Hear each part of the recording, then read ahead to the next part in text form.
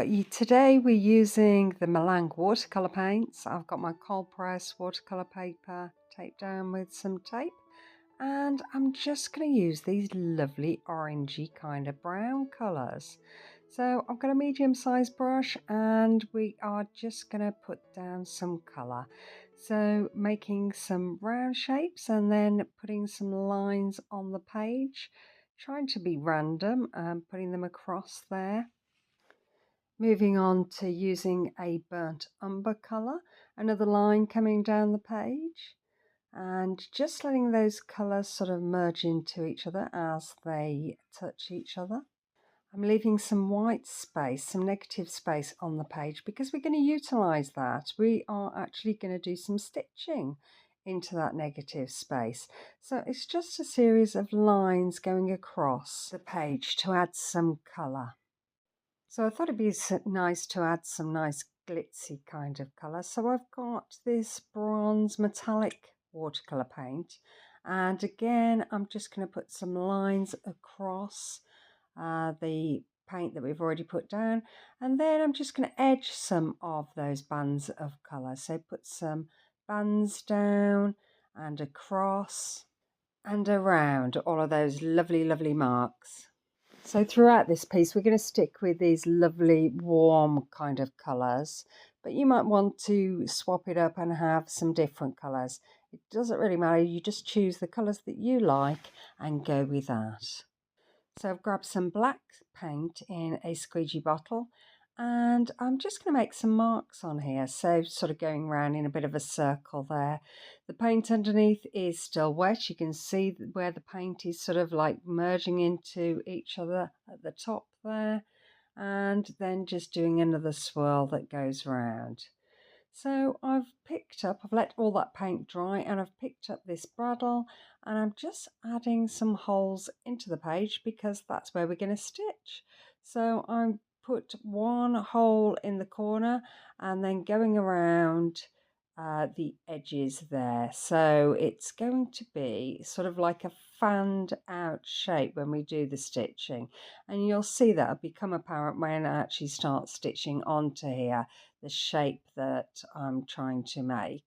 So I've got this board that my paper's on, and that stops the needle going through to the table.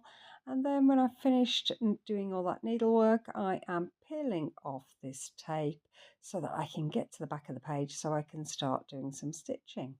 So I've got some embroidery thread there and I've got a needle, and I'm just putting that needle through the page and then drawing it through the back, bringing it back round again, going through that same hole in the corner.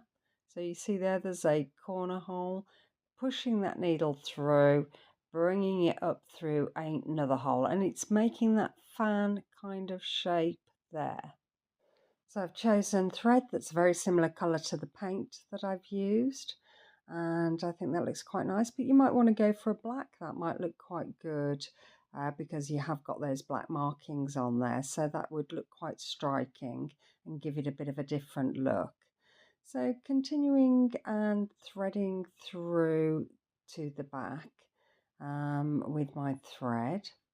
Can be a little bit fiddly, but you've just got to continue through, and you've just got to be careful not to draw that cotton through your page if you're pulling it too tight.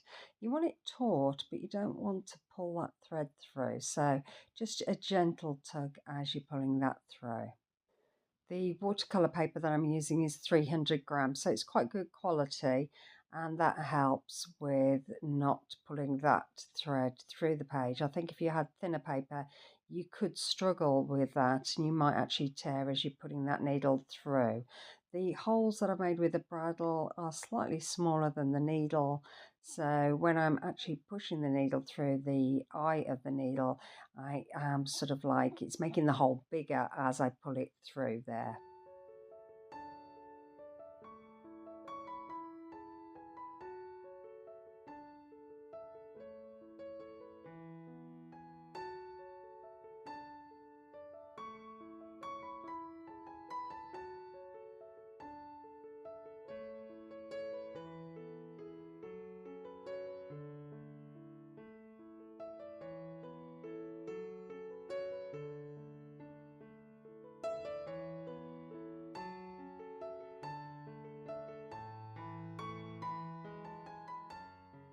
This stitching is quite relaxing to do because you're concentrating. You really are in the moment trying to work out where your needle's got to go in and where you're pulling it through.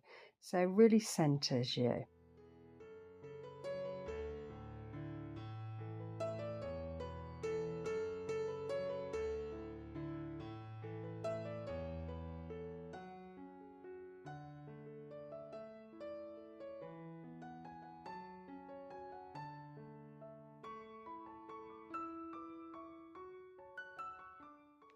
So I finished doing the sewing and I think that's turned out well. I really like the look of these fans on here. And then I've got a squeegee bottle with some white paint and I wanted to make some lovely marks on here. So putting some little dots onto the page, so little rounded dots of paint, and then drawing that needle through to make this crissy-cross kind of lacy kind of pattern onto the page. I think that looks kind of cute there. Gently squeegeeing the bottle as you go. You don't want too much paint to come out as you're doing those lines. So very gentle squeeze on that bottle and then you'll just get the right amount onto your page. Then doing a nice little spiral on here and squeegeeing that paint out very gently. And then I've grabbed a gold bottle of paint and I'm squeegeeing out the paint but then dragging it down as that paint comes out. So it gives like a sort of teardrop shape onto your page. Another swirl of paint into that central point there. And then when all of that is dry, I am grabbing a black fine liner pen and I'm just going to mark on some of these little bands of colour. Trying to get a balance of lights and dark, so just adding this black just balances it out a little bit more, I think. And then when I'm happy with that, then I will bring this up to the screen so you can have a look at it in a little bit more detail. And I think it's turned out well. It's quite an interesting composition, I think, and I've really enjoyed doing it. So I hope you get to try. It's very interesting doing the stitching. It's just a little bit different and it really adds a little bit of texture to your painting. So I hope you get to try this. Okay then, bye.